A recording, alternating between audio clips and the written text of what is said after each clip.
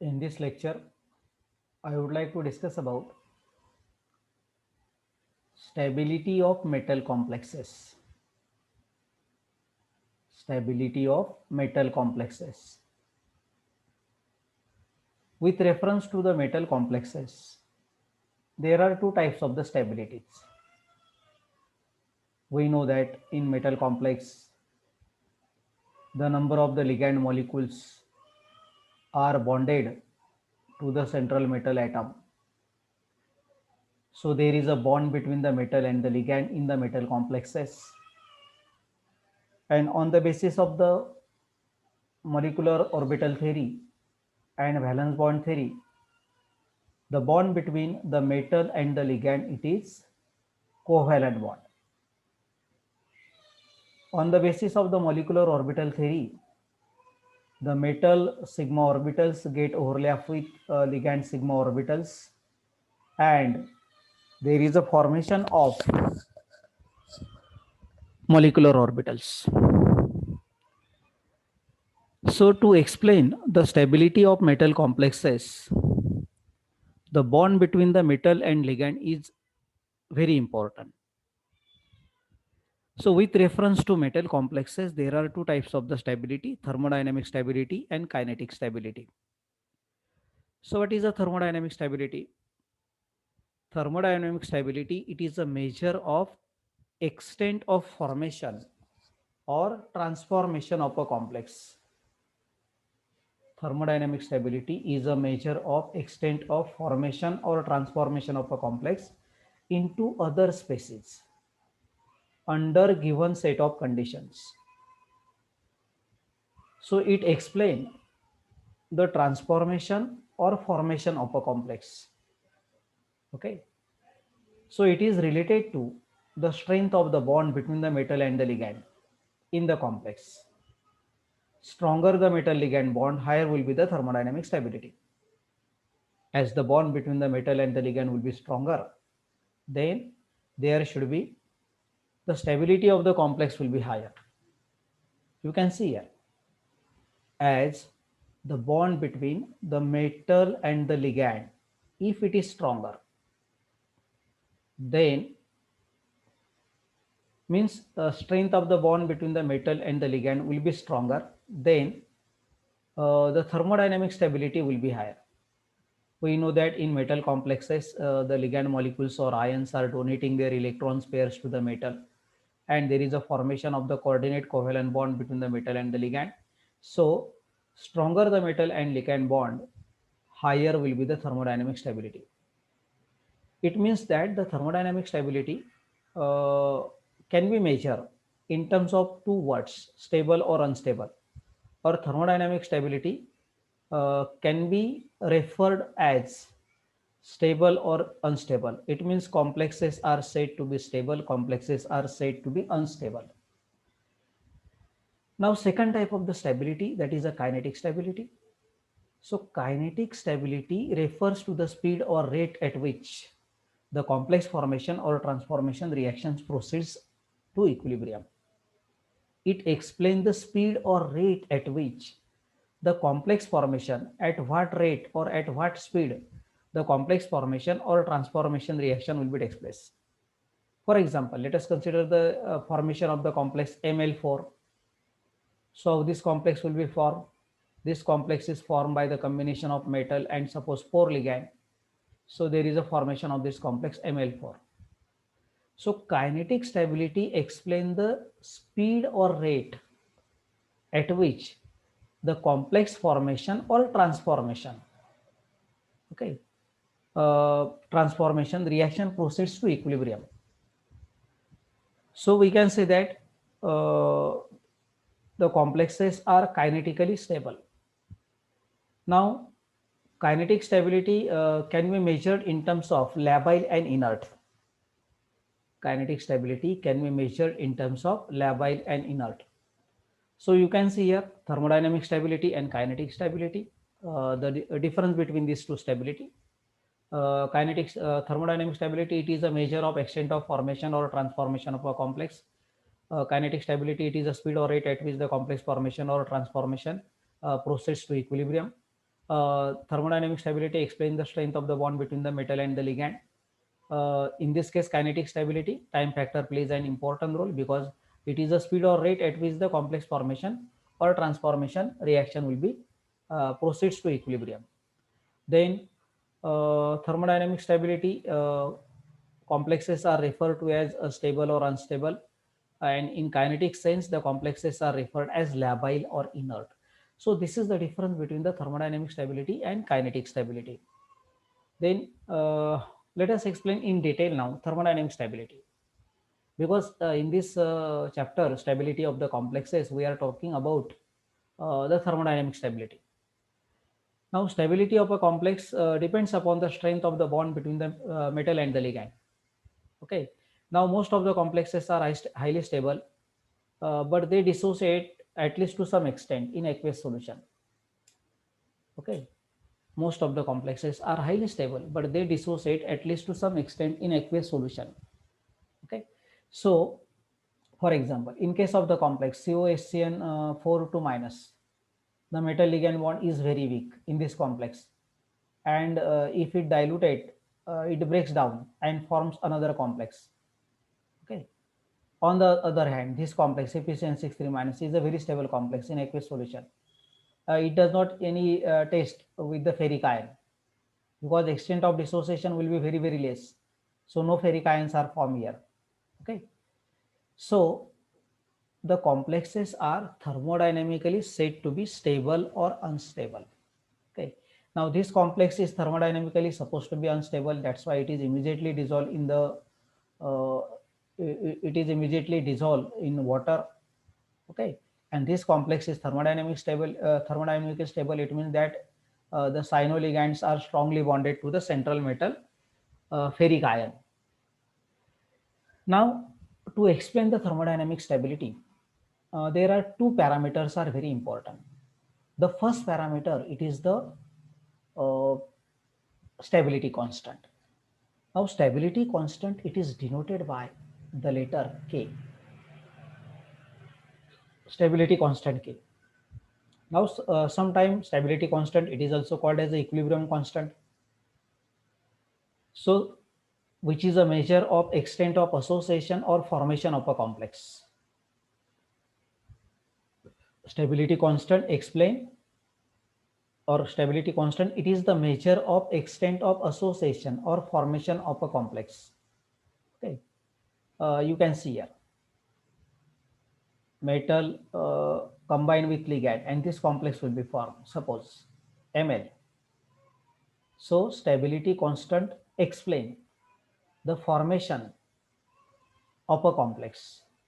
Okay, this K value explain the formation of a complex. You can see here the metal reacts with ligand formation of this complex Ml. So equilibrium constant for this formation of this complex. So we can write K equal to concentration of this Ml divided by concentration of the metal into the concentration of the ligand. Therefore, K is called as actually the equilibrium constant, but in this case we can refer it as a stability constant. So it is a stability constant of the complex Ml. Higher the value of the stability constant, greater is the stability of the complex. Higher the value of the stability constant. If K value is higher, greater is the stability of the complex, or higher is the stability of the complex. Okay, so in this way the stability constant K, it is a measure of the extent of association or formation of a complex, extent of association between the metal and the ligand. Okay, so or it is a formation of the complex. Now the complex formation process, it is takes place by the two ways, stepwise and overall formation process. So that constant, it is called as a stepwise formation constant or overall formation constant. So you can see here, according to the theorem, the formation of the complex in a solution proceeds by stepwise addition of the ligand to the metal. Okay, hence the formation of the metal complexes can be represented by stepwise reaction. You can see the reactions here. Metal reacts with ligand formation of this Ml. the equilibrium constant K1 or stability constant K1, it is equal to concentration of this Ml divided by concentration of the metal into the concentration of the ligand. Okay. Then this is the stepwise formation. So this Ml, which is formed in the first step, now it combined with the second ligand molecule. Okay, it combined with the second ligand molecule here. This is first step, combined with the second ligand molecule, formation of this Ml2. So K2 it is equal to Ml2 divided by concentration of M, this concentration of Ml, this is concentration of Ml into concentration of the ligand. So in this way we can write here the last step. Okay. So concentration of the complex MLN, formation of the complex MLN. So it is MLN minus 1 plus L. So it will give the complex MLN. So Kn, concentration of MLN, this is MLN divided by concentration of MLN minus 1 multiplied by the concentration of the ligand. So in this way, the stepwise process of the complex formation takes place. Okay. If we want to prepare the complex MLN, so these number of the steps are there. If we want to prepare the complex ML2, then this first step and this second step is there. So in this case, K1, K2 and Kn are called as a stepwise formation constant. The constant K1, K2, Kn are called stepwise stability or formation constant, because this process is a stepwise formation process. Okay, this Ml2 complex will be formed by, first of all, this first Ml is formed, then Ml2 will be formed. So it is a stepwise formation process. So K1, K2 and Kn called as a stability constant or stepwise stability constant. Now there is an alternative way for the complex formation reaction. You can see here. Metal reacts with ligand formation of this Ml complex. Metal reacts with two ligand. We have to increase the concentration of the ligand here. This Ml2 will be formed. Now we want to prepare this MLN complex. So n number of the ligands are directly attached to the metal. So in this case, we have to increase the concentration of the ligand. So this process, it is called as a overall formation process, means direct formation of the complex. Ml2 complex can be formed by the combination between the M metal and two ligand, and Ml2 will be formed. MLN complex can be formed by the combination between the metal M and n number of the ligands. So in this case, the constant beta 1, it is equal to Ml divided by concentration of metal into concentration of ligand. Beta 2, it is equal to concentration of Ml2 divided by concentration of metal into concentration of ligand square. So in this way, beta n, that is the it is equal to MLN divided by concentration of the metal into concentration of the ligand raised to n. So in this case, beta 1, beta 2, beta 3 are called as overall formation constant. Now there is a relationship between the stepwise formation constant and overall formation constant. How it becomes, you can see here. There is a relationship between the stepwise formation constant and overall formation constant. Now you can see here. This is overall formation constant beta 2. It is equal to K1 into K2. Okay. So what is K1? According to the first step, K1 it is equal to concentration of Ml divided by concentration of metal into concentration of the ligand. This is into Kl2, K2 it is equal to second process, that is concentration of Ml2 divided by concentration of Ml into concentration of the ligand. So Ml get cancelled here. So this is therefore beta 2 it is equal to concentration of Ml2. Okay, it is divided by concentration of this metal multiplied by the concentration of the ligand square. This is beta 2. You can see here this beta 2. So beta 2 it is equal to K1 into K2. What is beta 2 here? Beta 1, beta 2, beta n are called as overall formation constant. Okay. So the stepwise and overall formation constant are related by this equation. Beta n it is equal to K1 into K2 into Kn. So this is the formation of the complex. Okay. Now let us going to explain the instability constant.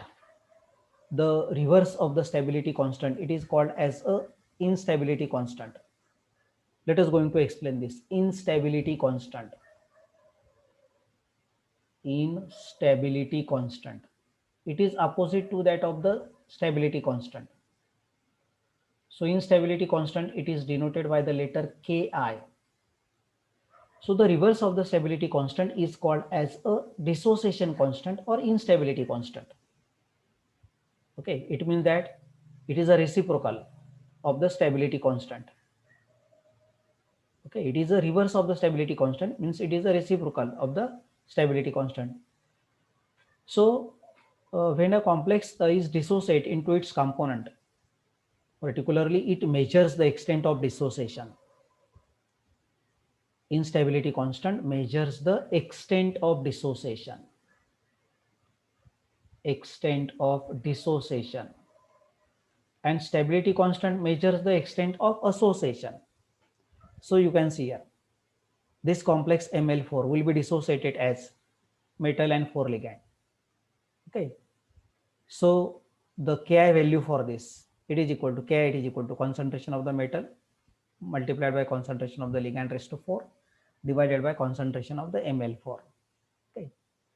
So this Ki, it is called as a instability constant or equilibrium constant for this reaction. Okay.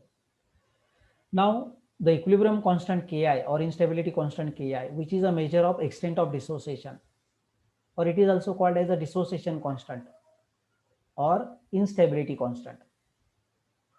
So in case of the complexes, smaller the value of the instability constant. In case of the complexes, smaller the value of dissociation constant or instability constant, greater is the stability of the complex. Greater is the stability of the complex. For example, dissociation constant of silver ammonia complex, diamine silver ion, silver ammonia complex, and cadmium ammonia complex. So for silver ammonia complex, this is the dissociation constant value. Let us write here, silver ammonia complex, AgNH3 twice plus, okay. So what is the value here? 6 into 10 raised to minus 8 dissociation constant value, that is a Ki value. Ki it is equal to, okay. Then for cadmium ammonia complex,